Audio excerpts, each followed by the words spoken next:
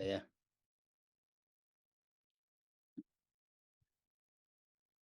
Baik, regulasi ekspresi gen pada fage dan virus. Jadi fage biasanya yang kita kenal adalah bakteriofage, yaitu fage yang menyerang bakteri. Ya, fage yang sel inangnya adalah bakteri. Jadi fage dan virus ini memanfaatkan sel inang untuk sintesis DNA ya, dan protein.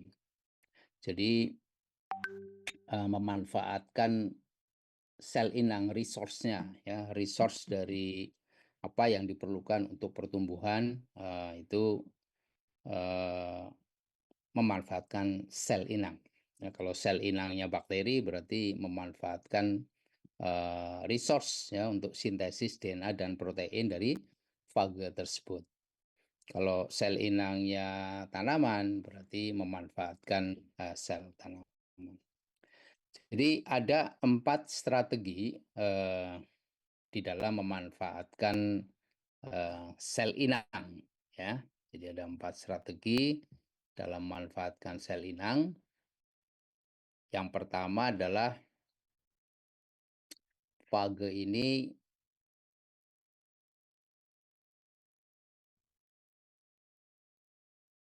memanfaatkan atau membentuk RNA polimerase baru.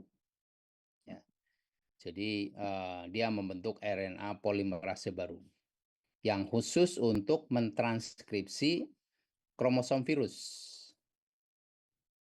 Jadi tentunya di dalam DNA virus itu ada perangkat yang bisa nanti digunakan untuk membuat RNA polimerase baru. Kemudian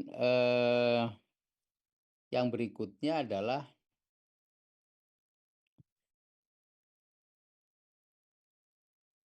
membentuk subunit RNA polimerase yang baru. Ya, jadi membentuk subunit RNA polimerase yang baru. Nah, ini nanti subunit ini akan berasosiasi dengan polimerase sel inang. Ya, tetapi hanya mentranskripsi kromosom virus. Kemudian yang ketiga, membentuk protein represor. Ya. Kemarin kita waktu membahas ekspresi gen pada prokariot, ada protein represor, gitu kan. Nah, ini protein represor ini nanti untuk menghambat fungsi sel inang. Jadi menghambat ekspresi gen dari sel inang. Kemudian membuat protein aktivator. Nah, kalau aktivator berarti untuk mengatur ekspresi gen virus itu sendiri. Jadi ada yang digunakan untuk supaya fungsi di dalam virus itu bekerja, tapi ada juga yang digunakan untuk menghambat supaya fungsi sel inang itu tidak bekerja. Sehingga benar-benar ini seperti parasit ya. Jadi dia menggunakan resource untuk hidupnya gitu ya. Tetapi kemudian menghambat fungsi dari sel inang gitu. Oke. Sekarang kita ingin lihat regulasi pada fage T7 ya. Jadi fage T7 ini biasanya yang sering ya kita kenali itu fage T7 ini. Jadi ada 2 kategori gen gitu. Jadi ada 2 kategori gen di dalam fage T7 ini, yaitu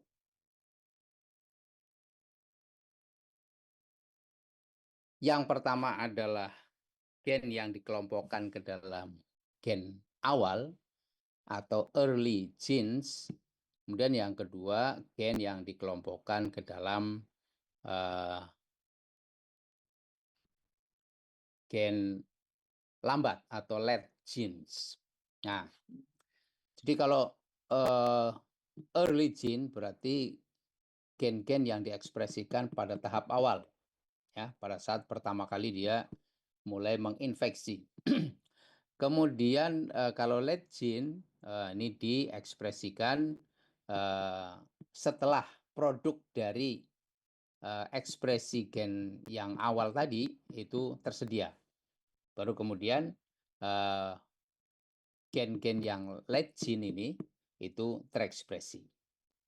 Nah, kalau dikelompokkan ke dalam kelas, maka gen awal ini termasuk kelas 1, ya, yang sekitar 20% ya dari gen-gen yang ada di virus. Kemudian gen lambat itu kelas 2 dan kelas 3. Nah, kalau kita lihat pada gambar yang sebelah kanan ini, gen awal ini, kelas 1 ini, ya, itu terdiri dari beberapa gen, ya. Misalkan gen anti-restriction enzyme protein. Jadi gen yang digunakan nantinya untuk supaya DNA atau RNA virus itu tidak dipotong oleh enzim, ya, yang ada di sel inang. Kemudian yang berikutnya ada RNA polimerase. Gen yang menjadi RNA polimerase. Tadi kan disebut, ya, salah satu strateginya adalah membentuk RNA polimerase baru. Jadi ada di situ, ya. Kemudian ada lagi gen untuk protein kinase. Jadi untuk mengaktifkan, ya, dan ligase. Jadi gen ini diperlukan, ya, produknya untuk kemudian menginduksi ekspresi gen berikutnya, yaitu kelas 2 dan kelas 3. Nah, pada gen kelas 2, ini kita bisa melihat, ya, diantaranya adalah ada gen yang terlibat di dalam sintesis DNA, ada endonuklease, ya, berarti nuklease, ya, enzim yang untuk memotong DNA, ada enzim yang terlibat dalam DNA sintesis, ya, kemudian DNA polimerase. Jadi kalau material genetiknya berupa DNA, ya berarti dia perlu replikasi, ya, sehingga diperlukan DNA polimerase.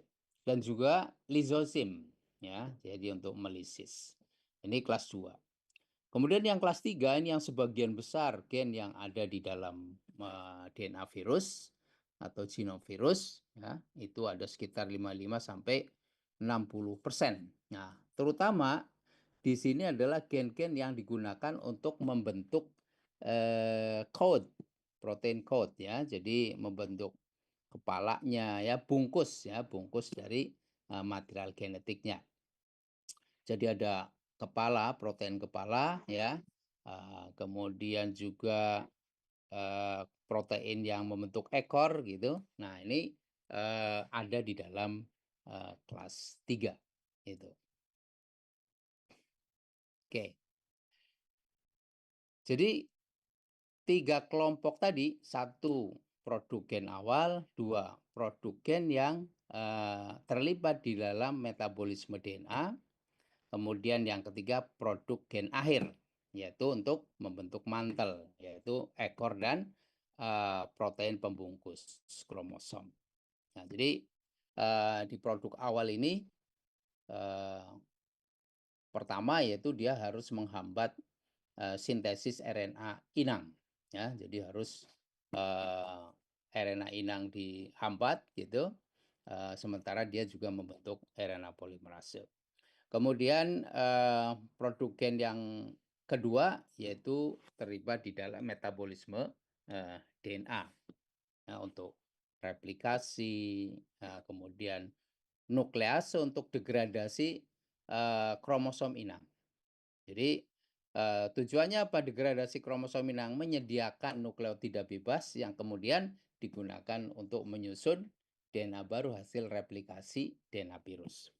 Kemudian yang berikutnya adalah produk gen akhir, yaitu membuat mantelnya, ya, mantel dari DNA itu, yaitu berupa protein kepala dan protein ekor tadi. gitu ya. Kemudian juga ada produk yang kemudian nanti bisa melisis. Oke. Sekarang bagaimana ekspresi gen pada fase T7 ya.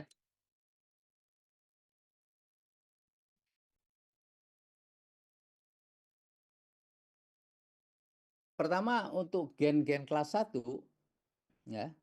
Ini pertama kali diekspresikan oleh RNA polimerase sel inang ya. Jadi memanfaatkan RNA polimerase sel inang kemudian menghasilkan transkrip. Nah, transkripnya kemudian dipotong oleh RNase 3 ya dari sel inang. Nah, RNase 3 ini kemudian membentuk mRNA ya. Kemudian mRNA-nya dibuat atau digunakan untuk translasi ya oleh ribosom sel inang. Jadi ini memanfaatkan resource sel inang, RNA polimerase, kemudian RNase 3 ya, kemudian ribosom, semuanya berasal dari sel inang. Nah, kemudian apa hasil dari ekspresi dari gen kelas 1 ini? Yang pertama adalah anti restriksi. Tujuannya apa? Untuk melindungi kromosom virus dari degradasi enzim restriksi sel inang. Yang di sel inang yang menghasilkan enzim restriksi ya, itu bisa dilindungi ya kromosom virusnya dari degradasi dengan adanya anti restriksi. Kemudian yang berikutnya adalah protein kinase. Jadi protein kinase ini digunakan untuk memodifikasi RNA polimerase sel inang. Ya. Jadi memodifikasi RNA polimerase sel inang ya sehingga dia bisa membaca apa itu DNA dari virus ya untuk kemudian bisa bekerja. Ya, selain itu juga untuk membatasi ekspresi gen kelas 1 dan menjamin ekspresi gen kelas 2 dan kelas 3. Jadi setelah produk gen kelas 1 ada, ya kemudian dilanjutkan dengan ekspresi gen kelas 2 dan 3. Kemudian yang berikutnya adalah produknya berupa RNA polimerase T7. Ya. Nah ini digunakan untuk transkripsi kelas 2 dan kelas 3.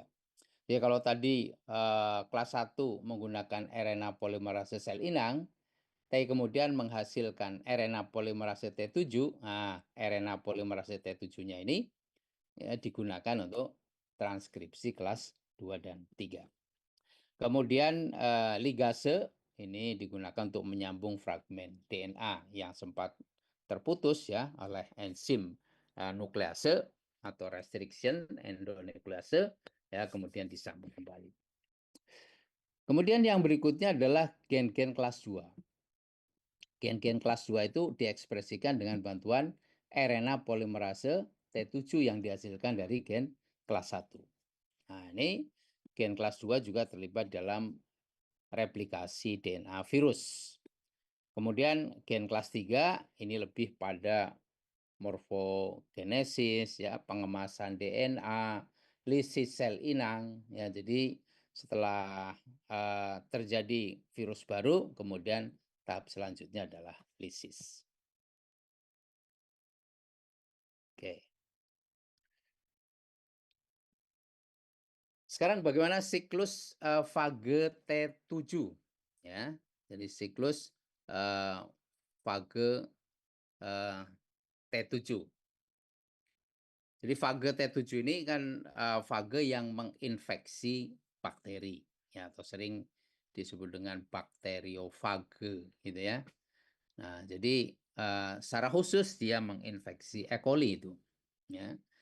Jadi fage ini merupakan model ya di dalam studi biologi molekuler, genetika molekuler ya. Karena genomnya relatif kecil, siklus hidupnya yang cepat ya. Kemudian sistem ekspresi gennya efisien.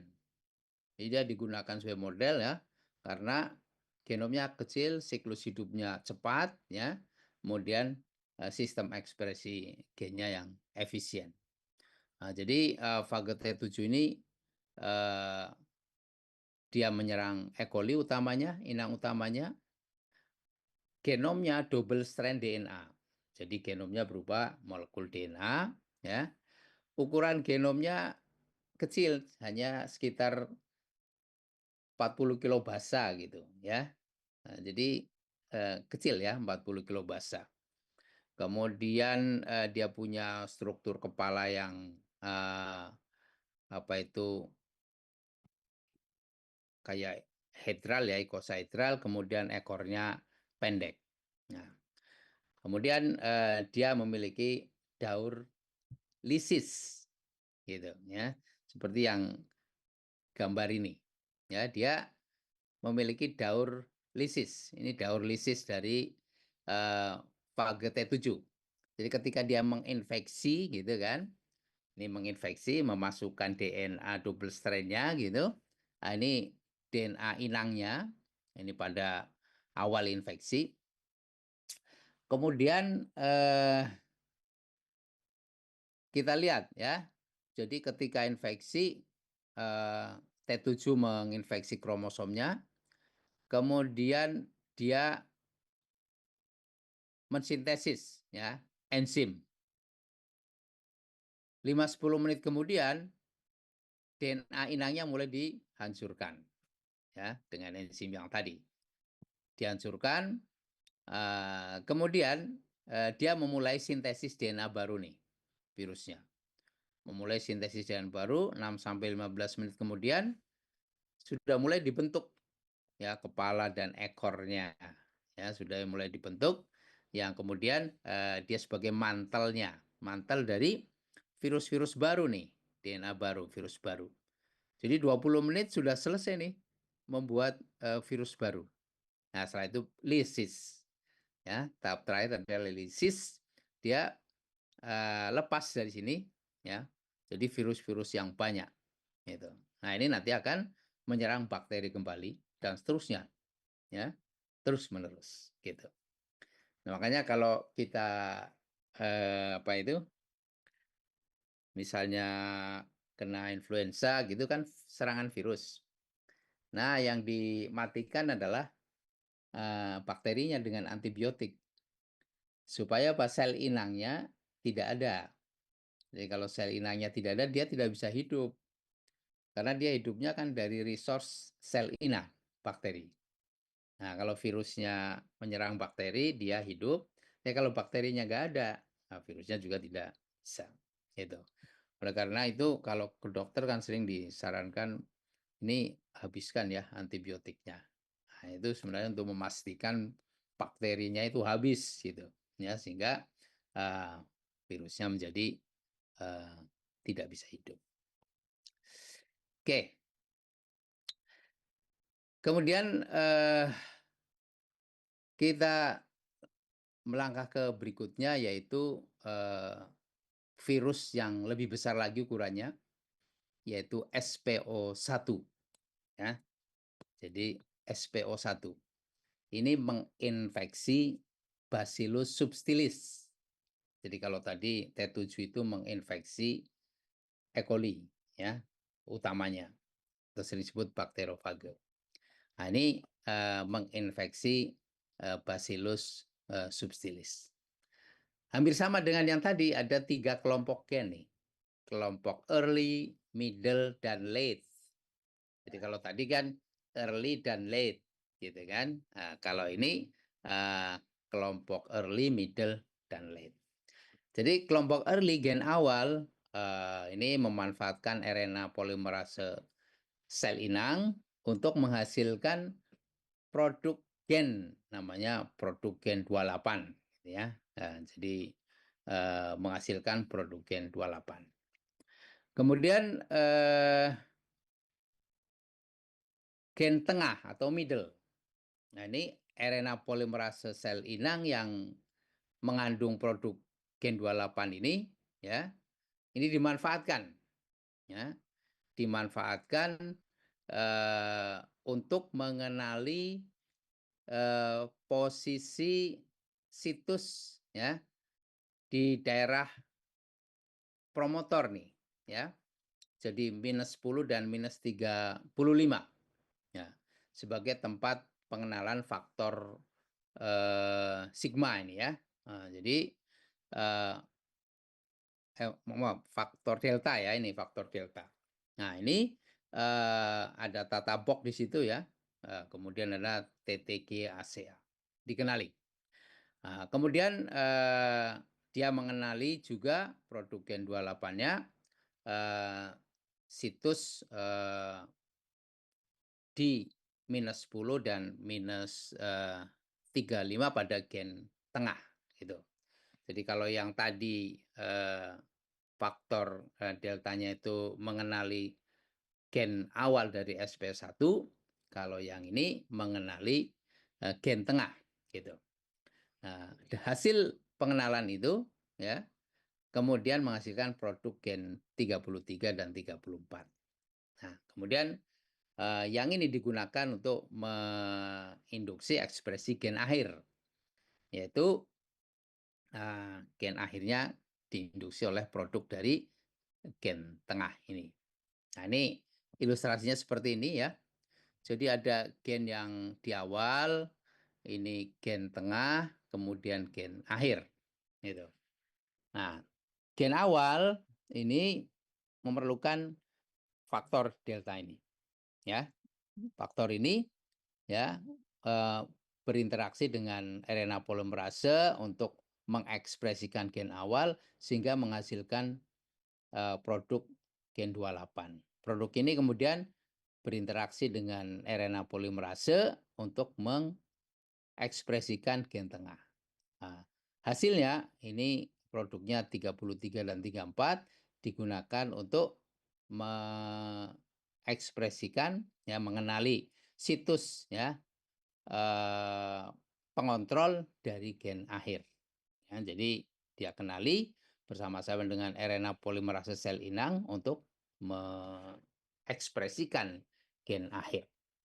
Jadi transisi dari ekspresi dari gen awal, gen tengah, gen akhir gitu melibatkan modifikasi RNA polimerase melalui penggantian faktor yang mempengaruhi ya dari delta produk 28, produk 33 dan 34. Jadi seperti itu. Oke. Jadi itu tadi fage T7, fage SPO1. Sekarang yang berikutnya adalah lambda.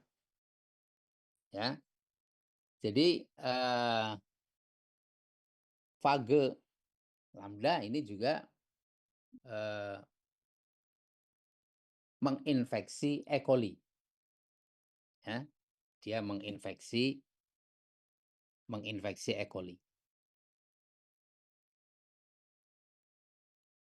Sama seperti yang tadi ya.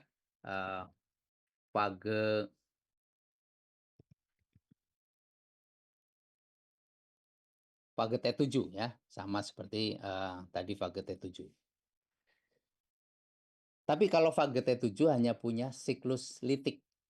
Jadi dia masukkan kromosom, kemudian DNA inangnya dihancurkan, kemudian dia membuat DNA baru. Setelah DNA baru, kemudian dia membuat code ya, mantel yaitu kepala dan ekor, jadilah virus-virus baru, kemudian dilanjutkan dengan lisis dari sel inangnya. Ya, virusnya dilepas, nanti menyerang lagi. Nah, kalau lambda, ya, dia punya 2 siklus. Yang pertama siklus litik, ya. Yang kedua siklus lisogenik. Jadi pertama siklus litik seperti tadi, ya. Jadi dia infeksi sel inang, kemudian dia membuat virus baru, ya. Setelah itu kemudian lisis, lepas, ya. Nah, ini dari satu infeksi menjadi banyak fage. Nah, ini ilustrasi di gambar ini, yang ini nih, siklus litik ini nih, ya. Ini siklus litik. Jadi dia menginfeksi, ya, kemudian membuat virus-virus baru, virus-virus barunya dilepas, ya, pecah, gitu. Nah, ini tadi sekitar 15 sampai 60 menit tadi ya, gitu, seperti itu. Sama, hampir sama. Tapi kemudian ada siklus lisogenik, yaitu dia menyisipkan DNA fage ke dalam kromosom inang. Dalam hal ini kromosom E. coli. Jadi ketika dia menginfeksi bakteri, ya, maka kemudian DNA dari virus ini diintegrasikan, ya, nih, diintegrasikan ke sini, integrasikan ke kromosom inang. Nah, nanti ketika inangnya membelah diri, memperbanyak, dia ikut diperbanyak sesuai dengan kromosom inang. Jadi dia membawa DNA fage, yang ini juga membawa DNA fage, ya, dan seterusnya. Nah, ini adalah daur lisogeni, gitu ya. Oke. Nah, sekarang bagaimana mengatur litik dan lisogenik? Nah, ini agak complicated ya, gitu ya. Berbeda tadi dengan fage T7 itu lebih sederhana, DNA masuk, gitu ya. Kemudian apa itu? Dia mendegradasi kromosom inang, setelah itu dia membuat DNA-nya sendiri, setelah DNA sendiri dibentuk, kemudian dia membuat mantel, ya, membuat coat, yaitu protein kepala dan ekor, jadilah virus baru. Kalau fage lambda, ya, ini lain, gitu. Jadi siklus hidupnya dua jalur tadi, siklus litik dan siklus lisogeni. Oke. Nah, siklus litik ini, ya, dia sama seperti tadi, gitu ya, sama seperti fage T7, yaitu DNA diinjeksikan ke sel inang, kemudian gen-gen fagenya diaktifkan, ya, kemudian setelah jadi DNA baru, kemudian membuat partikel fage tadi, ya, kemudian lisis, gitu, membentuk virus-virus baru. Nah, regulasi ke arah daur litik atau siklus litik itu didorong oleh aktivasi gen CRO, ya. Jadi didorong oleh aktivasi gen CRO. Nah, ini gen CRO nih. Nah, ini gen CRO, ya. Jadi ada gen CRO.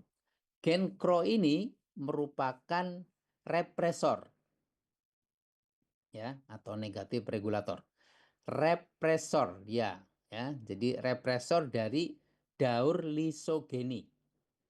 Jadi kalau ada gen CRO, itu kan, maka daur lisogeniknya direpress, ditekan, gitu, ya.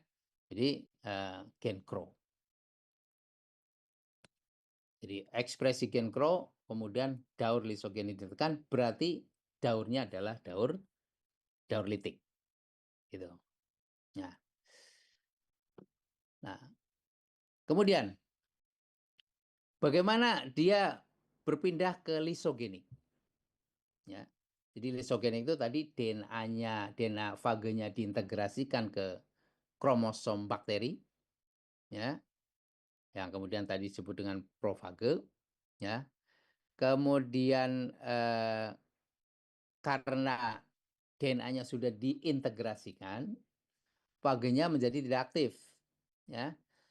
Tapi nanti DNA fagenya diwariskan ketika sel inang membelah, gitu, ya. Jadi ketika sel inang membelah, gitu kan, dia diwariskan ke keturunannya. Nanti kalau ada induksi, misalkan saja stres, ya, karena UV misalkan, maka propage yang tadi itu bisa kembali ke daur litik, gitu. Tapi kalau tidak, terus, ya, ada situ. Nah, supaya phage ini masuk ke dalam daur lisogenik, gitu, ya, ada protein namanya protein C1,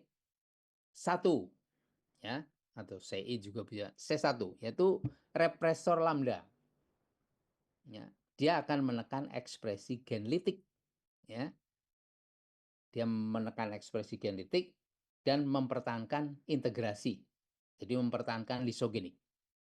Jadi kalau kita lihat di gambar ini ada ini CI represor, ya. Jadi dia C1 aja ya, C1 karena ini ada C2, C3. Ya, jadi represor ini merepres gen litik.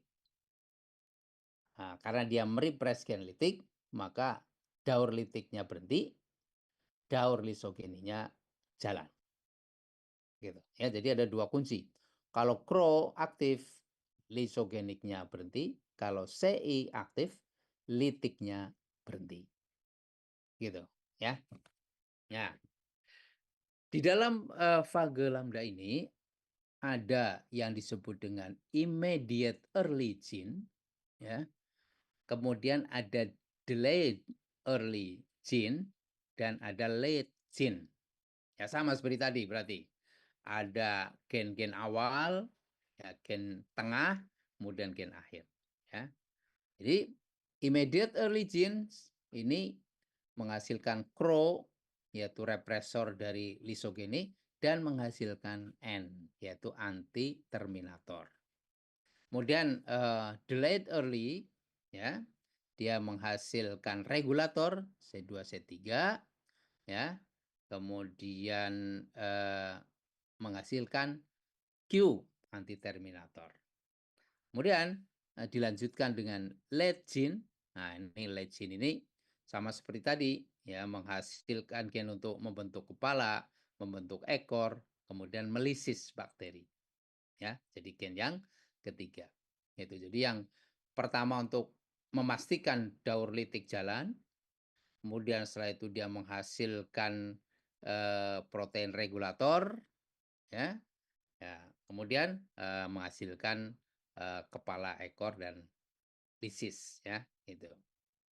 Oke. Sekarang bagaimana regulasi selama siklus litik? Jadi regulasi selama siklus litik. Jadi regulasi selama siklus litik, ya, ada 3 fase tadi, yaitu immediate early, delayed early, dan late. Nah, pada fase immediate early, ketika kromosom lambda masuk, terjadi transkripsi oleh sel RNA polimerase sel inang. Ya, jadi terjadi inisiasi transkripsi, ya. Kemudian ini dimulai dari promotor R, ya. Kemudian berjalan transkripsi ke kanan, menghasilkan gen CRO, ya. Kemudian juga mengaktifasi promotor L, ya, left, itu yang R right, gitu. Transkripsi ke arah kiri menghasilkan gen N, itu, ya. Jadi di sini ada gen N dan gen CRO. Jadi dia mengaktifkan gen CRO oleh promotor sebelah kanan, ya, kemudian menghasilkan atau mengaktifkan gen N oleh promotor sebelah kiri, gitu. Ya.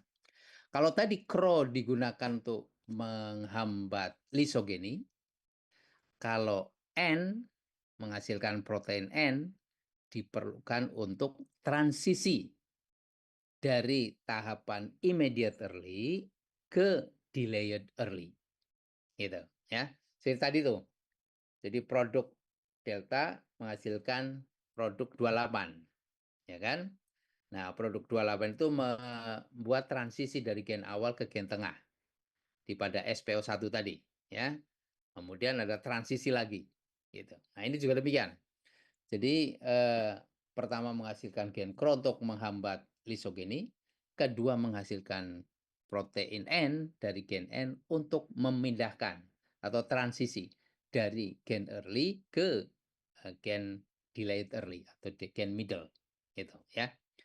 Nah, ini menggunakan RNA polimerase inang ya. Oke. Kemudian berikutnya adalah tahapan delayed early.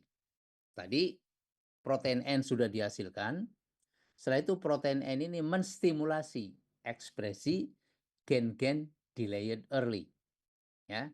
Di antaranya adalah apa? Mengekspresikan gen C2 dan C3. Ya, jadi mengekspresikan gen C2 dan C3. Di sini nih, ya. Di sini ada gen C2 yang ini, kemudian yang ini gen C3. Ya. Jadi dia diekspresikan, ya. Selain itu juga ada gen O, ya, kemudian promotor, ya, untuk replikasi kromosom I dan Q, ya. Jadi ini adalah P, O, Q, ya. Ini untuk transisi nanti Q itu, ya, produk Q itu dari delayed early ke late, ya. Jadi seperti tadi produk gen 33 dan 34 di SPO tadi, ya, dari apa itu middle ke late gitu ya. Jadi delayed ini adalah transkripsi, ya, yang kemudian bisa menghasilkan produk C2 dan C3, ya, dan juga Q. Nah, ini nanti setelah dihasilkan protein Q, masuklah ke fase late. Di protein Q ini menstimulasi transkripsi gen-gen, ya, late seperti penyandi kepala, penyandi ekor, ya, dan faktor-faktor litik. Oke. Nah, yang gambar tadi kita perbesar seperti ini. Ya. Ini tahapan immediate early. Yang ini gen CRO. Tadi kan? Ya. Ini RNA polimerase dari sel inang. Yang ini promotornya dari gen CRO. Ya, ini PR, right. Dia arahnya ke sini transkripsinya. Nah, nanti di sini ada gen C2, ada O, ada P, ada Q, ya, gitu. Kemudian yang satunya ini nih, ada gen N. Nanti menghasilkan protein N yang digunakan untuk transisi dari immediate early ke delayed early. Ini ada promotornya. Promotornya PR. Kalau ini PR. Nah, RNA polimerase jalan ke sini membentuk protein. Nah, nanti setelah ini ada gen C3. Oke, ya. Jadi menggunakan RNA polimerase sel inang. Jadi kalau yang ke kanan ini PR menghasilkan produk gen CRO, produk gen CRO-nya, protein CRO-nya itu digunakan untuk menekan jalur isogenik, lisogenik, ya.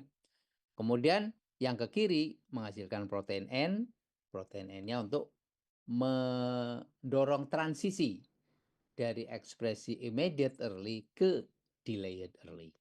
Gitu. Jelas ya, gitu ya. Jadi ini bagian yang immediate early-nya. Menggunakan RNA polimerase sel inang. Jadi begitu DNA masuk, RNA polimerasenya dimanfaatkan untuk mengekspresikan gen CRO dan gen N. Gitu. Tujuannya apa? Tujuan supaya daur litik jalan. Ya, supaya daur litiknya jalan. Ya, sekarang delayed early. Delayed early, ya, ini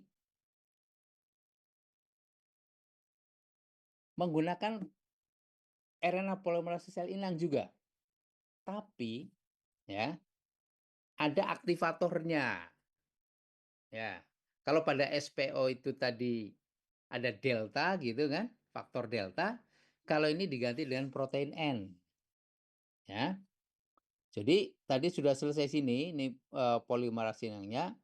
Produk dari protein N-nya ini menjadi faktor yang bisa memodifikasi RNA polimerase, ya, sehingga dia bisa mengekspresikan yaitu gen C2 dan C3.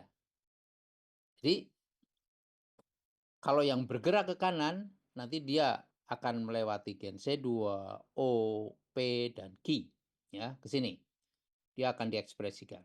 Sedangkan yang ke kiri ini hanya C3 saja. Ya, ini delayed early. Ya, delayed early. Jadi C2, O, P, Q ya, yang ke kiri C3. Oke. Nah, ini saya kira contoh ya bakteri E. coli yang dilisis oleh lambda ya. Ini jadi ada yang dilisis seperti ini biasanya dalam bentuk plak gitu ya. Jadi kalau kita sprint E. coli di media agar, kemudian kita berikan lambda, nanti lambda itu akan bentuk apa itu lapisan bakterium untuk plak-plak seperti itu. Ya. Nah kalau ini dilisis oleh lambda yang mensintesis beta-gal. Ya, kemarin kita sudah belajar ya, beta-gal itu bisa mengubah substrat menjadi warna biru kan. Oke.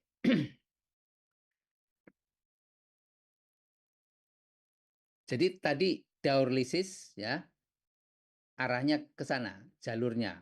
Pertama immediately ya, menghasilkan gen CRO dan gen N. Gen CRO-nya digunakan untuk menghambat lisogeni. Gen N-nya digunakan sebagai faktor ya, seperti faktor delta tadi untuk memodifikasi RNA polimerase sehingga dia bisa mengekspresikan gen berikutnya yaitu gen pada delayed ya, yaitu gen tadi gen C2, O, P, Q ya dan juga C3. Ya. Setelah itu gen Q-nya menghasilkan produk protein Q digunakan untuk mengaktifkan gen lead ya yang fungsinya untuk membentuk kepala, ekor ya dan seterusnya. Gitu. Oke. Sekarang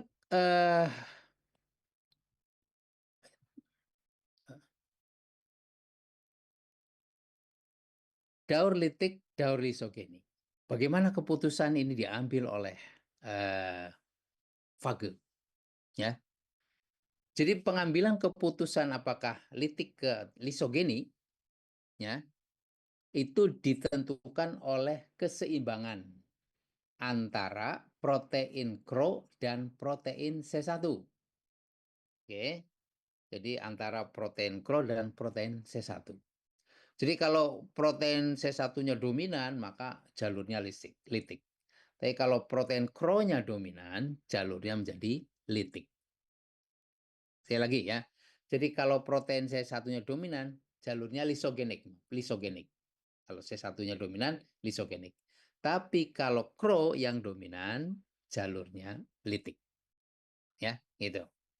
Nah, ini dominasi ini sangat ditentukan tadi oleh kondisi lingkungan ya, stres. Tadi misalnya stres menyebabkan daur lisogeniknya exit ya menjadi daur litik kembali. Gitu. Ya. Jadi seperti itu. Nah, sekarang bagaimana daur lisogeni itu berlangsung? Untuk berlangsungnya siklus lisogeni, ini memerlukan yang pertama protein represor lambda. Itu yang pertama. Ya. Jadi protein represor lambda.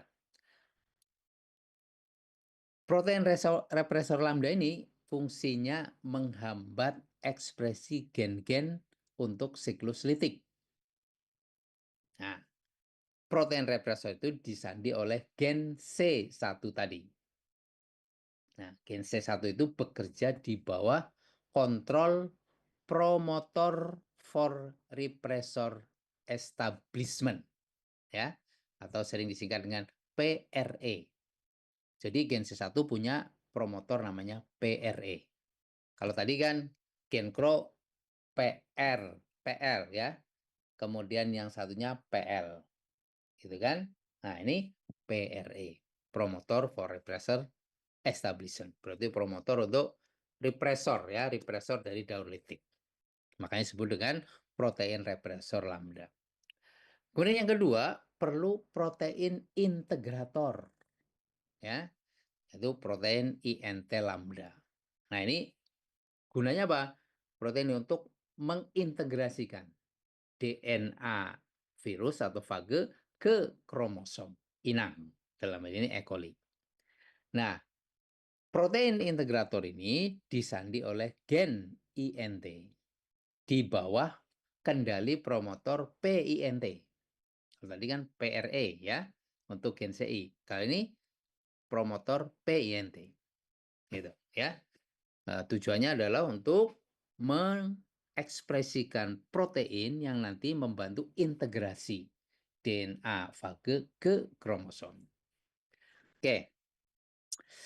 PRE dan PINT ini memiliki sekuens yang mirip ya, dan memerlukan ini yang menariknya. Dia bekerja memerlukan protein C2 dan C3 ya. Jadi dia bekerja memerlukan protein C2 dan C3 supaya RNA polimerase bisa mengenali PRE dan PINT. Padahal tadi kita waktu lihat jalur litik di tahap delayed ya, itu justru menghasilkan protein C2 dan C3. Nah, protein C2 C3-nya ini diperlukan untuk mengaktifkan promotor PRE dan PINT. Nah, promotor PRE dan PINT itu adalah promotornya protein represor lambda dan protein integrator. Ya, jadi promotornya gen C1 dan gen INT. Nah, jadi ini menarik ya. Jalur litik jalan, tapi dia menghasilkan protein yang bisa nantinya menginduksi jalur lisogeni. Gitu ya, yaitu protein C2 dan C3. Oke, ini ilustrasinya. Ini adalah protein ya, atau promotor PRE ini ya. Jadi RNA polimerase ya menempel pada PRE. Nanti dia mengekspresikan gen CI. Di sini kan dia mengekspresikan gen CI. Kemudian ada lagi PINT. Ini memanfaatkan RNA polimerase ya mengekspresikan gen INT. Oke ya. Jadi gen CI adalah represor lambda, represor yang bisa menekan jalur litik. Ya, ini. Sedangkan INT adalah menghasilkan protein integrasi yang bisa mengintegrasikan DNA virus ke kromosom inang. Oke. Sekarang yang menarik tadi, protein C2 dan protein C3. Protein C2 ini adalah protein regulator. Ya, protein regulator. Seperti CAP waktu kita membahas regulasi ekspresi protein pada prokariot. Ya kan? Nah, itu ada faktor CAP menempel pada RNA polimerase sehingga dia bisa aktif gitu. Nah, protein C2 ini ya nanti akan dimanfaatkan untuk mengenali daerah -35. Daerah promotor ya. Promotor -35. Jadi -35 itu dihitung dari transcription start site. Dari titik awal transkripsi kemudian ke upstream ya ke arah ujung 5 dihitung mundur ya ke kiri gitu -1, -2, -3, -4 ya -1 basa kedua -2 basa ketiga -3 sampai basa ke -35. Nah, disebut dengan -35 ya. Jadi mengenali daerah minus 35 dari promotor RE dan promotor INT. Gitu. Gunanya apa? Untuk menstimulasi agar RNA polimerase menempel pada promotor. Ya, sama seperti yang tadi, faktor delta, faktor 28, faktor 3334, ya, untuk mengenali daerah promotor dari masing-masing gen. Ini juga supaya mengenali, ya, ada protein regulator yaitu C2. Dia mengenali promotor RE dan INT pada posisi nukleotida minus 35. Supaya apa? Supaya di RNA polimerasenya nempel. Kalau RNA polimerasenya nempel, maka terjadi proses transkripsi. Gitu ya.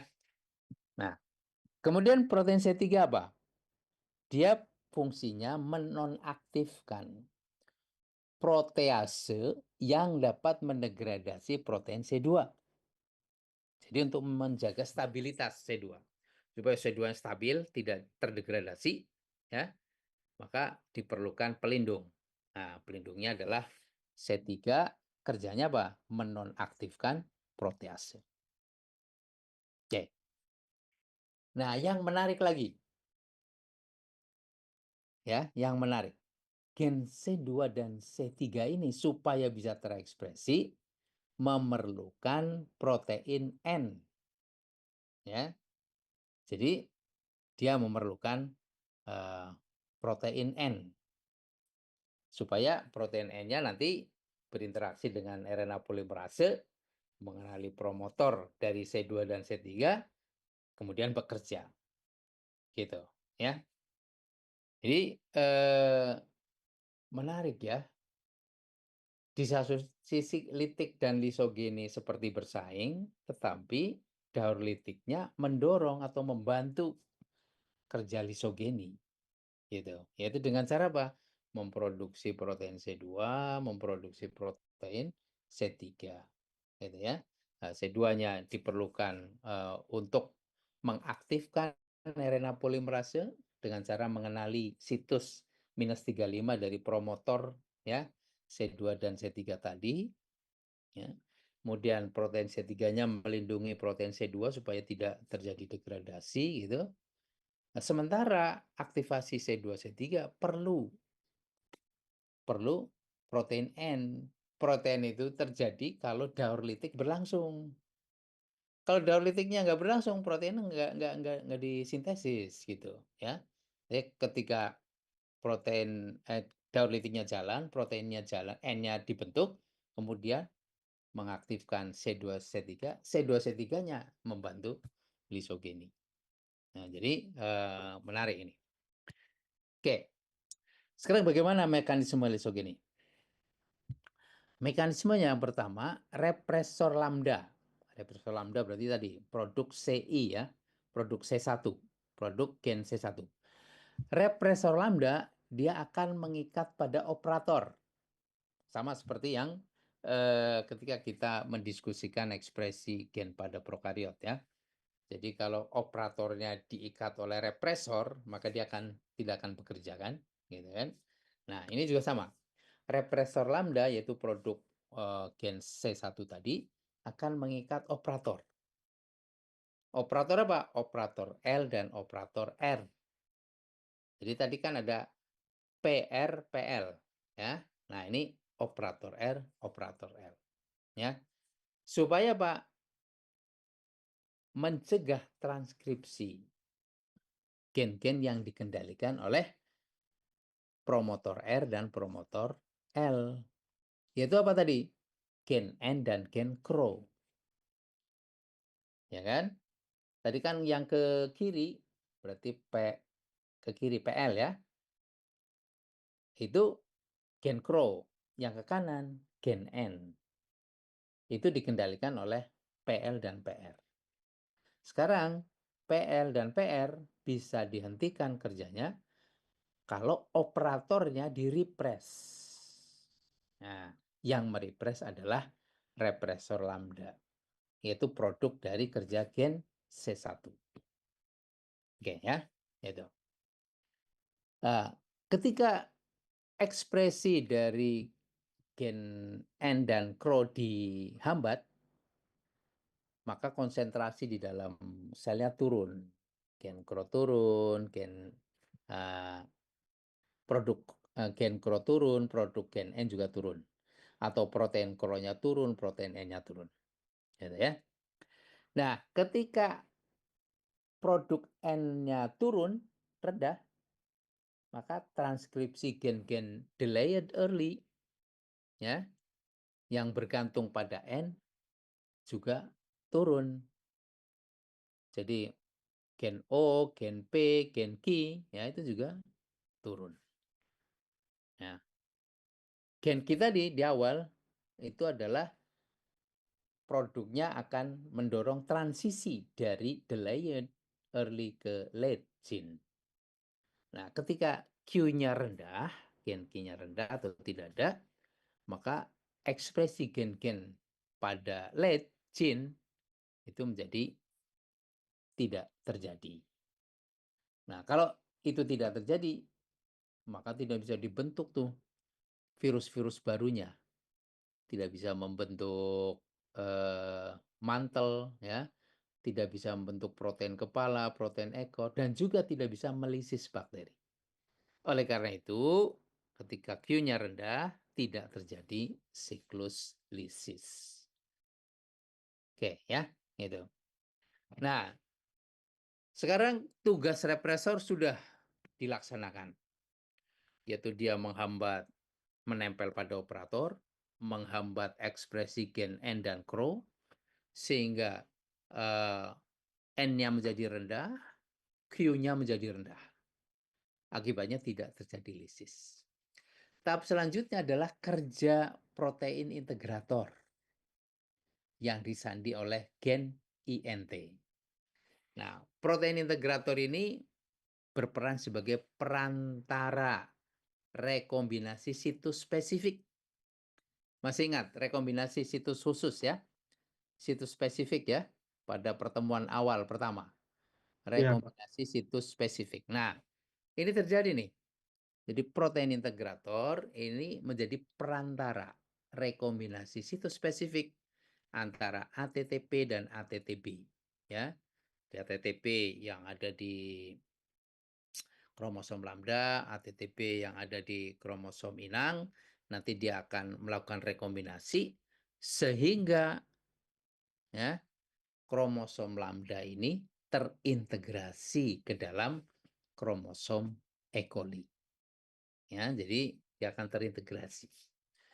Nah, ini kerja protein integrasi ini menjadi inspirasi para peneliti untuk bekerja ya dengan cloning pendekatan gateway cloning ya.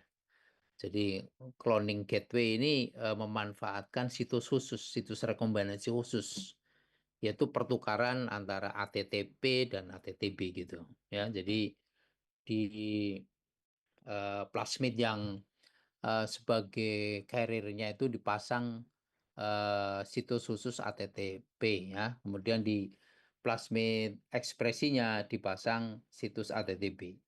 Kemudian kalau dia berada dalam satu sel gitu ya, dia akan bertukar gitu ya, melakukan rekombinasi sehingga gen yang atau DNA insert yang akan dipindahkan ke vektor ekspresi itu akan dipindahkan melalui rekombinasi situs khusus ini gitu ya.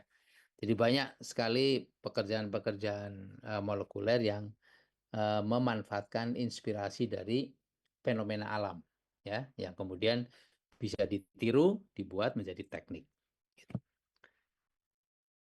Oke, nah ini tadi sedikit sudah saya jelaskan strategi lambda dalam memilih siklus ya. Jadi strategi lambda dalam memilih siklus. Jadi strategi yang paling awal adalah menjaga keseimbangan antara produk CRO dan produk C1, yaitu produk protein CRO dan represor lambda. Jadi kalau represor lambdanya tinggi, maka daur litik akan di stop menuju daur lisogenik. Kalau protein Cro-nya tinggi, ya, maka daur lisogeniknya di stop, yang berlangsung adalah daur litik. Nah, sekarang berikutnya, ya, di dalam memilih siklus, lambda ini akan menghasilkan protein N dan Q. Dan RNA polimerase tadi, ya. Jadi kalau N berinteraksi dengan RNA polimerasenya akan mempengaruhi promotor dari gen delayed early, gitu ya, yaitu gen Q misalkan saja.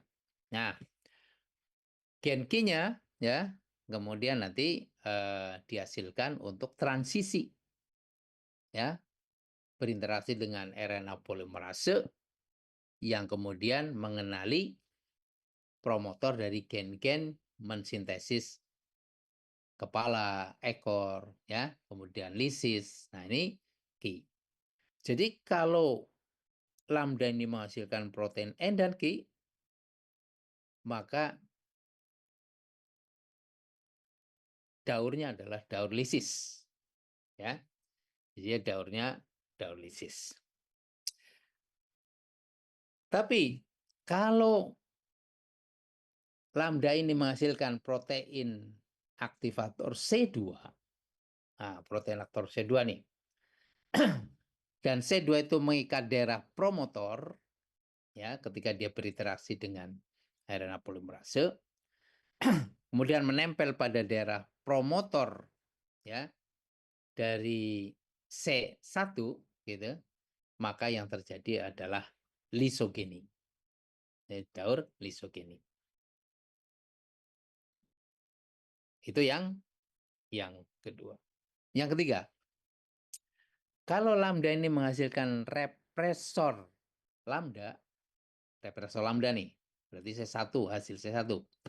Kemudian dia mengikat pada operator dari gen Cro dan gen N, yaitu PL dan PR, maka jalurnya adalah lisogeni.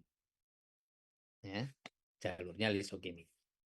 Jadi lisis, lisogeni bergantung pada produk dari gen-gen yang ada di daur litik, ya. Apakah dia akan melisis, ya, atau akan lisogeni. Jelas ya? Ya. Oke. Sekarang, bagaimana interaksi antara represor operator? Ya. Interaksi antara represor operator. Tadi represor lambda dihasilkan oleh gen C1. Oke. Jadi represor lambda dihasilkan oleh gen C1. Jadi kalau C1-nya bekerja menghasilkan represor lambdanya akan menekan ekspresi gen Cro dan gen N, ya, sehingga jalur lisogeni terjadi. Gitu ya. Jalur lisogeni terjadi. Nah,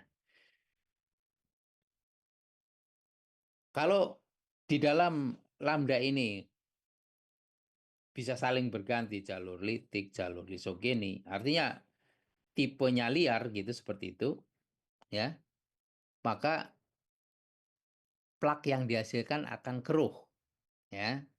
Jadi kalau bakterinya kita spread pada media padat, kemudian ada lambda, kemudian menghasilkan plak yang keruh, ya, itu cirinya bahwa di situ terjadi daur lisis dan lisogeni.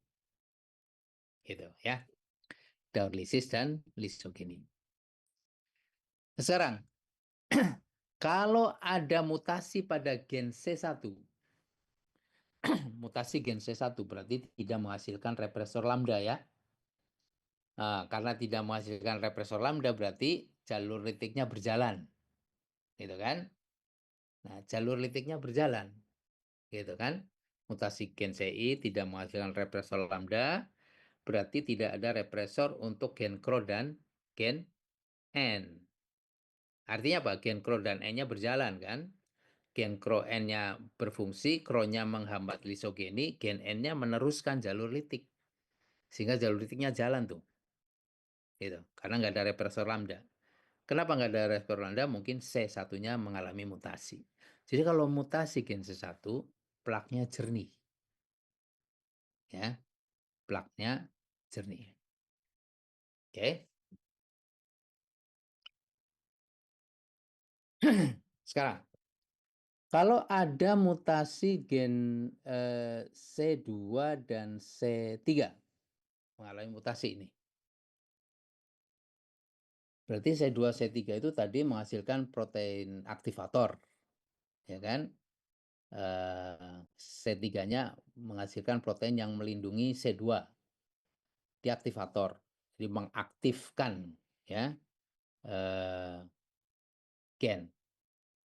Nah ini menghasilkan plak jernih, ya gitu. Nah, represor ini ukurannya 26 kilodalton, ya, dia bisa berinteraksi dengan operator.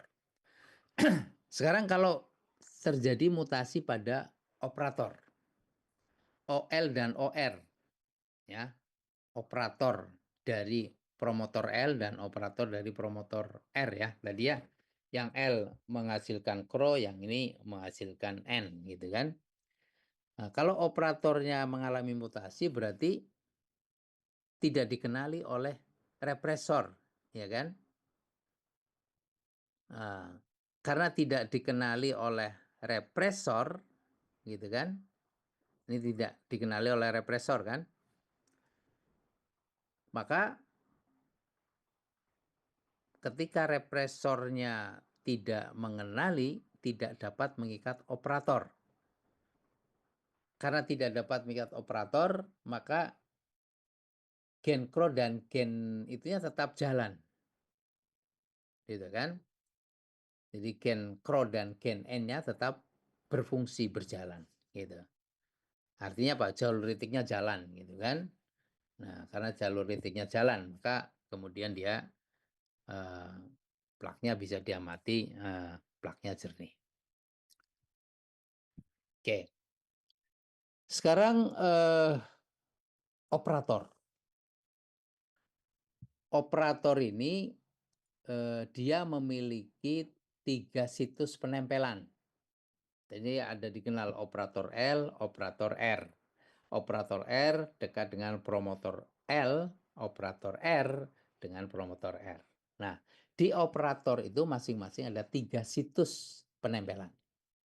Ya, 3 situs penempelan. Dan operator itu posisinya tumpang tindih dengan promotor. Gitu. Nah, setiap situs penempelan, berarti situs itu adalah urutan nukleotida ya pada daerah operator, itu terdiri dari 17 nukleotida, ya, kemudian dipisahkan oleh sekuen yang kaya akan AT. Oke. Nah, kalau terjadi mutasi, nih, pada situs penempelan, berarti kan situs penempelannya tidak dikenali oleh represor, ya kan, kalau mengalami mutasi. Kalau situs penempelannya tidak dikenali oleh represor, maka gen CRO dan N-nya jalan, gitu kan. Sehingga daurnya adalah daur litik, gitu ya. Nah, jadi kalau situs penempelan itu mengalami mutasi, tidak dikenali oleh represor, maka daurnya litik. Artinya apa? Virulen, gitu kan. Jadi lambdanya itu bisa menyebabkan lisis, gitu ya, virulen. Nah, ini ilustrasi situs dari operator ya. Jadi ini promotornya, kemudian operatornya ini ada 3 situs, 1, 2, 3. Yang ini juga ada 3 situs, 1, 2, 3. Yang R ini untuk ke CRO, yang L ini untuk ke N. Gitu. Jadi kalau ada terjadi mutasi di sini, ya, dia menjadi tidak bisa dikenali oleh represor, ya, maka jalur litiknya akan jalan. Oke. Sekarang lisis dan lisogeni, gitu ya. Jadi lisis dan lisogeni.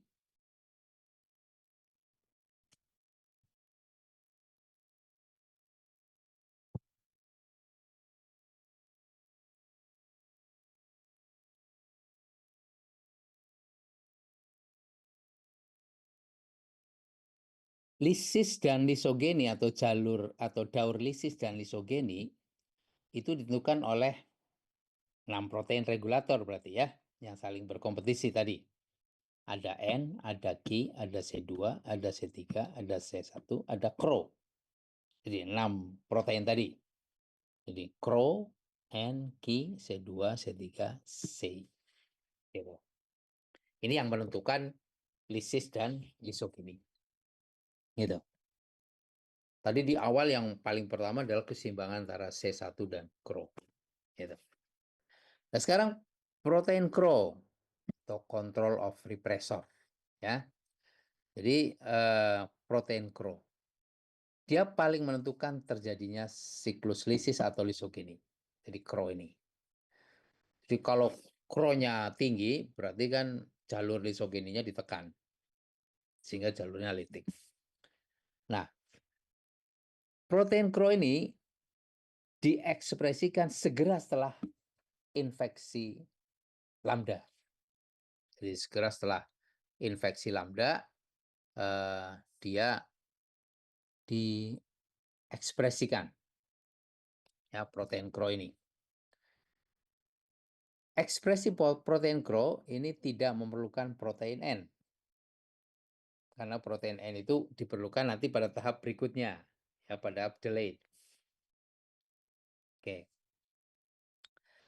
Protein CRO ini akan muncul sebelum terbentuknya represor lambda atau sebelum produk dari protein C1 ya, C2 dan C3 dibentuk.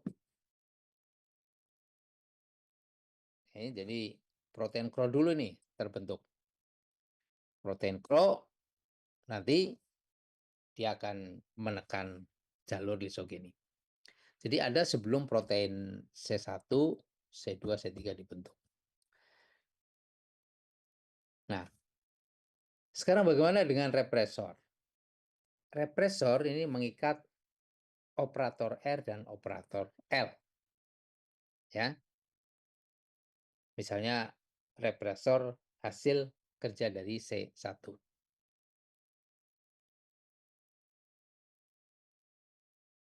Nah, tapi represor ini ya tidak bisa menghambat secara penuh ya ekspresi dari gen N dan gen C3 yaitu di bawah PL dan CRO di bawah R. Jadi dia bisa mengikat ya tetapi kurang efisien. Dia bisa berperan sebagai represor. Nah, untuk jalur lisogeni ya, dia memerlukan ekspresi gen C1. Ya, jadi C1 harus terekspresi nih. Nah, supaya dia diekspresikan, dia perlu protein C2 dan C3. Karena apa? Untuk mengaktifkan promotor RE. Ya kan? C2-nya nanti mengaktifkan promotor RE sehingga RNA polimerasenya nempel. C3-nya digunakan untuk melindungi protein C2 dari degradasi. Oke.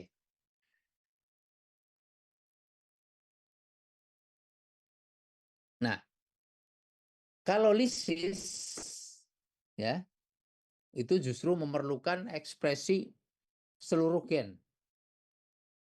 Jadi seluruh gen yang tadi ada di early, delayed ya, kemudian late itu harus terekspresi.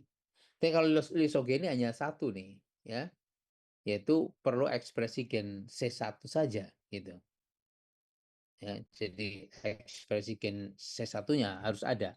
Tapi untuk ekspresi itu perlu C2 dan C3.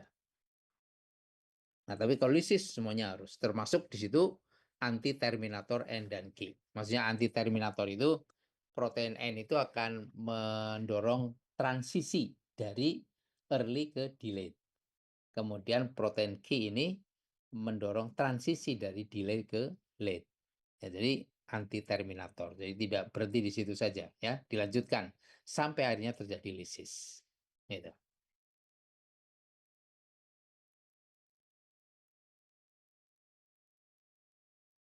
Sekarang transkripsi gen C1 tadi yang menghasilkan represor lambda, ya, itu sangat dipengaruhi oleh protein C2 dan C3. Sehingga penurunan C2, C3 itu sangat berpengaruh terhadap transkripsi C1. Dia lebih sensitif, ya, terhadap penurunan C2, C3 daripada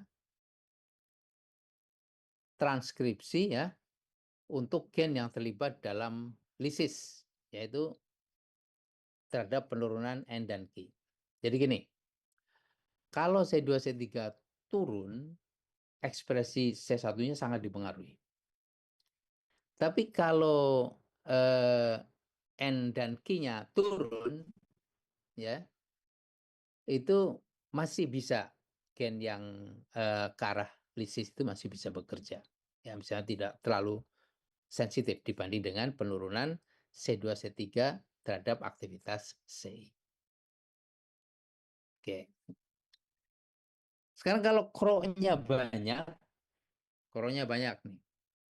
Dia menempel pada OR dan OL. Ya, menempel pada OR dan OL sehingga C2 dan C3-nya rendah, ya. CI-nya tidak diekspresikan. Nah, ekspresi seluruh gen lambda bekerja sehingga terjadi siklus lisis. Ya. Jadi terjadi siklus lisis. Jadi rupanya CRO ini juga bisa menjadi penghambat, ya, untuk kerja operator R dan L. Gitu. Operator L itu kan berarti PL dan PR, ya, gitu. Yang ke arah ekspresi gen N dan CRO. Sekarang kalau CRO-nya sedikit, dia tidak kuat menempel pada OR dan OL, maka ekspresi C2, C3 normal, C1-nya diekspresikan, jalurnya menjadi jalur lisogeni. Oke. Jadi gen CRO ini menentukan sekali. Tingkat produksi CRO ini dipengaruhi oleh suhu, ya, keadaan metabolit sel inang, genotip sel inang, ya, genotip fage. Jadi ini sangat berpengaruh, ya, terhadap produksi CRO. Oke. Sekarang keadaan E. coli ketika lisogeni. Jadi bakteri E. coli yang lisogenik ini, ya, ini ternyata kebal terhadap infeksi lambda berikutnya, ya. Jadi kalau dia sudah lisogeni, ada lambda lagi, ya, maka lambda yang masuk ini bisa masuk tapi tidak bisa menyebabkan lisis. Gitu. Kenapa? Karena profage itu tadi lambda yang menempel pada kromosom inang tadi, dia bisa mensintesis represor CI, ya. Dia mensintesis represor CI sehingga menempel pada promotor R dan OR dan PLOL, ya, pada profage sehingga tetap menjaga kondisi lisogeni. Gitu. Ya. Jadi tetap menjaga kondisi lisogeni, gitu. Kemudian juga lambda yang masuk tadi, promotor O, PO dan PO, PROR dan PLOL-nya itu dia bisa mencegah, ya, replikasi dan integrasi ke dalam kromosom E. coli karena situs ATTB-nya sudah ditempati tadi oleh lambda yang sebelumnya. Ya. Sehingga genom lambdanya yang baru masuk itu tetap berada di sitosol, tidak menempel ya, bersatu dengan kromosom karena situs khusus rekombinasi khususnya udah ditempati di awal tadi. Akibatnya lama-lama jumlahnya berkurang ya, apalagi kalau E. coli-nya membelah, semakin belah semakin berkurang. Beda kalau dia terintegrasi melalui lisogeni. Oke, jadi ini ilustrasi ya, transkripsi represor pada tingkat rendah di E. coli ya, yang dikontrol oleh PRM, Promoter for Repressor Maintenance, ya, PRM yang ini. Nah, PRM ini ya dia tidak memerlukan C2 dan C3. Beda dengan tadi yang PRE ya. PRE ini yang ini dia memerlukan. Kalau ini tidak gitu, PRM. Jadi ini menarik juga nih. Ternyata gen CI ini, C1 ini punya dua promotor nih, PRE dan PRM. Nah, kalau PRE perlu C2 tadi, ya, tapi PRM tidak ternyata. Dia tidak memerlukan C2, tetapi level ekspresinya rendah ya dibanding dengan tadi yang PRE. Gitu. Jadi transkripsi dari PRM ini dikendalikan oleh protein CI, gitu ya. Jadi mekanismenya kalau protein C1-nya rendah, PRM-nya diinduksi, dirangsang, ya sehingga terjadi transkripsi C1. Nah, ketika transkripsi mengalami C1, kemudian represor C1 tinggi, maka ada semacam feedback, transkripsi dari PRM-nya dihambat lagi. Ya, jadi ada regulasi autogenus. Jadi terregulasi ya secara autogenus ya. Kalau C1-nya tinggi, promotornya dihambat, kalau rendah dia bekerja lagi. Ya. Oke. Nah, sekarang induksi lisis dari keadaan profage. Jadi profage itu tadi kondisi di mana DNA fage itu menempel pada kromosom inang. Ya. Tapi kemudian dia bisa terinduksi menjadi daur lisis kembali. Ya. Nah, ini terjadi karena protein represor CI ini tidak dapat menghambat ekspresi operon dari profage lambda. Jadi represor CI-nya tidak bisa menghambat ekspresi operon dari propage lambda, ya. Kemudian bisa juga kehilangan secara spontan, ya, propage lambda dari kromosom E. coli meskipun jarang, ya. Atau tadi karena ada stres bisa kembali ke jalur lisis.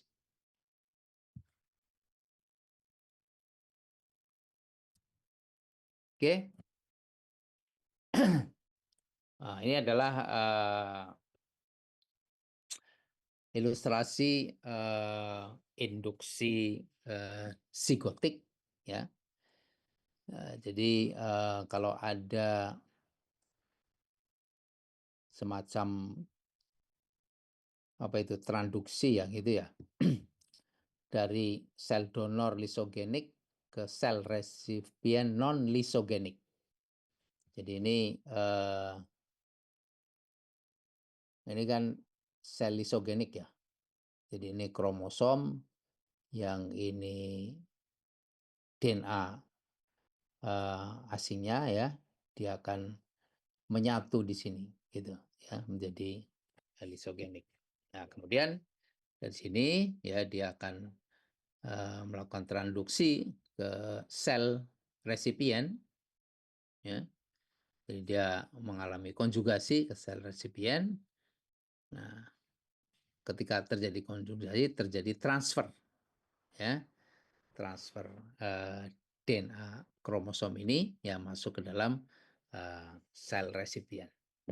Nah, jadi kalau kromosom yang mengandung profage ini masuk ke dalam sel resipien, ya, kemudian dia di sana tidak menemui protein represor, ya, maka akan terjadi transkripsi ya yang dimulai dari promotor PR dan operator R serta promotor L dan operator L seperti normal ya, sehingga terjadi ekspresi gen Crow ya dan seterusnya, terjadilah lisis gitu.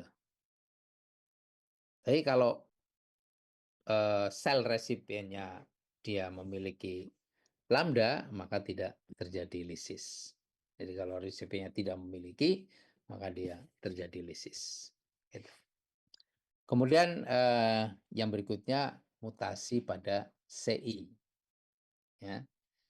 Jadi karena mutan, maka bisa jadi protein represornya menjadi termolabil, ya, sehingga dia tidak bisa bekerja merepress gen Crow ya pada suhu tertentu sehingga daur litik bisa terjadi gitu ya. Tapi kalau stabil dia mengikat Crow maka daur litik tidak terjadi gitu. Oke, bisa jadi exit dari lisogenik ke lisis karena perlakuan bakteri lisogenik yang dapat merusak DNA, misal radiasi UV, ada agen mitomycin, sinar X, ya. Jadi itu bisa jadi menyebabkan terjadinya kembali daur lisik. Jadi kalau DNA-nya rusak, ya, dan tidak bisa diperbaiki dengan replikasi, maka E. coli akan mensintesis protein RECA, ya, supaya dia bisa mensintesis enzim SOS, ya. Kemudian dia akan menghasilkan replikasi tanpa harus menggunakan DNA stakan, ya. Kemudian RECA ini bisa merusak represor LECA, yaitu menekan enzim untuk repairing, ya, sehingga dia bisa rusak, gitu ya, karena tidak ada repair. Nah, jika DNA rusak, ya, jadi kan karena perlakuan tadi ada UV, ada sinar X, DNA rusak, ya, tapi tidak bisa di repair. Kalau DNA-nya rusak, ya, maka represornya juga menjadi rusak. Nah, ketika represornya rusak, maka daur lisis bisa berlangsung. Jadi adanya kerusakan DNA karena faktor eksternal ya, UV, sinar X, mitomycin ini kemudian tidak bisa diperbaiki, maka kemudian produk represornya juga rusak, akibatnya propagenya terinduksi untuk mengalami daur lisis. Oke, itu adalah regulasi ekspresi gen pada fase lambda, ya. Jadi relatif lebih complicated dibanding fase T7 ya atau tadi SPO1 ya itu. Nah, sekarang ada lagi yang disebut dengan SV40 ya.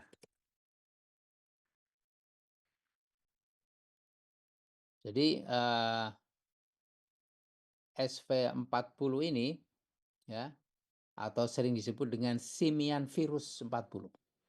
Itu adalah virus DNA untai ganda. Ya.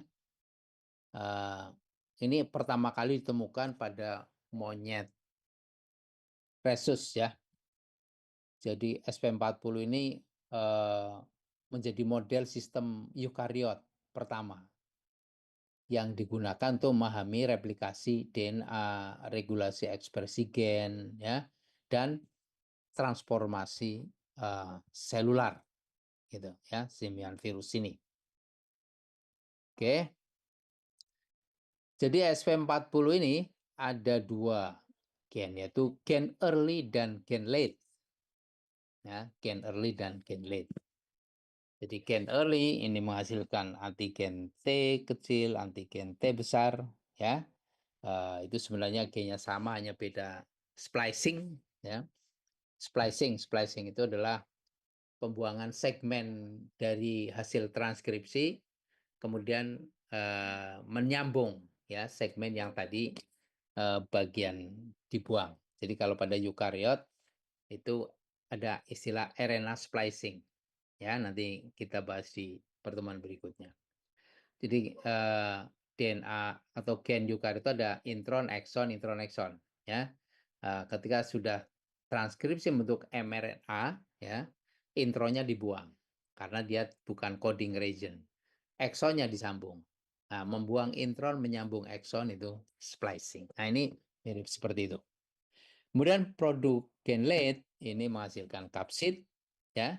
PV123 juga beda splicing, ya.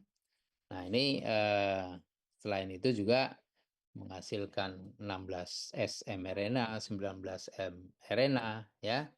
Nah, ini regulasi dari simian virus itu. Jadi ada gen early dan ada juga gen late. Nah, jadi regulasi sintesis protein SP40 ini, ya, dimulai dari infeksi 8 sampai 10 jam, kemudian mengaktifkan gen early, ya, yaitu ditranskripsikan oleh RNA polimerase sama seperti tadi, kemudian ditranslasikan oleh ribosom sel inang. Jadi RNA polimerase kemudian translasi oleh ribosom sel inang. Gitu. Nah, kemudian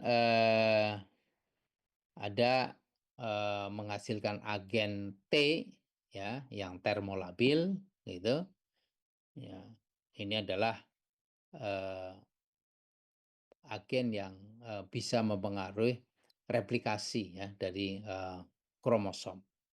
Ya, tetapi kemudian ada yang disebut dengan antigen T, yaitu protein yang mengatur, ya, gen early, ya, seperti misalnya tadi protein N pada lambda. Nah, ini antigen T yang dihasilkan oleh SP40. Nah, ini saya kira mekanismenya, ya. Gen-gen early itu E1 dan E2, ya. Ini dekat dengan origin of replication, ya. Dan gen early A ini E1, ini E2, ya. Ini produknya gitu kan. Kemudian dia memiliki situs penempelan antigen T pada ini situsnya. Jadi ini daerah promotornya berarti, ya. Ini ada situs 1, 2, 3 seperti tadi sama operator itu ada 1, 2, 3, ya. Kalau dia situs antigennya bebas, maka terjadi transkripsi, ya, untuk gen early. Tapi kalau ada antigen, ya, menempel di situ, maka inisiasi transkripsi bisa terhenti pada salah satu gen early, tetapi gen yang satunya bisa berjalan, gitu, ya. Jadi ini situs 1, ya, misalnya ini situs 1 nih ditempeli oleh antigen T, ya, maka terjadi proses transkripsi, ya, terjadi proses transkripsi. Kemudian kalau antigen T-nya menempel pada situs 2, gitu kan, di situs 2 menempel, maka transkripsi gen A berhenti, ya. Ketika transkripsi gen A berhenti, maka menginduksi ekspresi gen-gen lain, gitu. Jadi ini gen A di sini, ya. Kalau ini berhenti, maka terjadi ekspresi gen-gen lain, gitu. Nah, ini simian virus ini seperti tadi menjadi model, ya, model untuk sistem ekspresi di eukariot. Jadi genomnya unte ganda tapi sirkular, ya, dia sirkular. Ukurannya kecil tuh, 5,2 kb ukurannya itu, gitu. Ya kecil gitu. Nah, asalnya dari monyet rhesus ya, tapi bisa menginfeksi sel mamalia termasuk manusia, gitu. Dia tidak punya selubung, ya, ini, jadi tidak punya selubung. Jadi masuk ke dalam sel ini melalui ada reseptor gitu ya, reseptor MHC gitu yang semacam endositosis, kemudian ditransport ke inti, ya. Jadi ketika ditransfer ke inti DNA virusnya ketika masuk ya, dia akan masuk ke DNA ke inti sel, ya. Jadi tadi ketika gen awalnya diekspresikan, dia akan menghasilkan antigen T ya. Jadi antigen T itu ukurannya lebih besar daripada antigen kecil gitu. Nah, antigen T ini punya peran menginisiasi replikasi DNA virus ya, mudahnya seperti itu. Kemudian menginaktivasi protein ya. Jadi menginaktivasi protein yang bisa menekan ekspresi lain gitu. Kemudian replikasi DNA-nya ya itu diperbanyak di inti oleh tadi antigen T. Jadi kalau replikasinya antigen T ini yang berperan. Tapi memanfaatkan enzim-enzim yang ada di dalam sel. Gitu. Nah, kemudian kalau gen late itu tadi protein yang dihasilkan adalah protein PV1, PV2, PV3. Gitu ya. Jadi itu protein late yang dihasilkan. Gitu. Nah ini simian virus itu juga digunakan sebagai model studi replikasi ya untuk mempelajari origin of replication. Jadi adanya ori itu ya, dipelajari dari sini ya. Kemudian juga dimanfaatkan untuk ini apa dia karena antigen T ini bisa menginduksi transformasi selular gitu ya. Maka sering dipakai untuk mempelajari onkogenesis ya dalam studi-studi kanker gitu ya, simian virus ini. Oke. Jadi regulasinya kromosom SV40 ini menginfeksi sel inang, kemudian RNA polimerase memilih promotor S1 untuk memulai transkripsi gen A sehingga menghasilkan antigen T. Ya, jadi gen A itu menghasilkan antigen T tadi. Ya, antigen T ini yang berpengaruh gitu ya. Nah, kalau antigen T ini disintesis, dia akan bentuk tetramer, dia akan mengikat situs 1. Situs 1 ini akan menginisiasi transkripsi uh, uh, maksudnya akan menghambat transkripsi S1 ya sehingga RNA polimerasenya menempel pada E2 ya untuk melakukan transkripsi antigen T ya sehingga antigen T-nya banyak mengikat pada semua situs ya. Kalau kedua situs ini diikat oleh antigen T, gen array-nya akan berhenti ya. Maka kemudian dilanjutkan dengan gen late. Jadi gen late ini baru jalan kalau gen early-nya berhenti. Gen early berhenti disebabkan karena terlalu banyaknya antigen T yang mengikat dua situs tadi, ya, sehingga ekspresinya menjadi terhenti. Gitu. Oke, saya kira itu kuliah hari ini ya. Lebih sedikit nih, 7 menit dari yang seharusnya. Jadi intinya adalah regulasi ekspresi pada fage ya, itu melibatkan tadi gen early, middle, ya, late, yang kemudian produk early itu diperlukan gen middle, produk middle diperlukan gen late, gitu.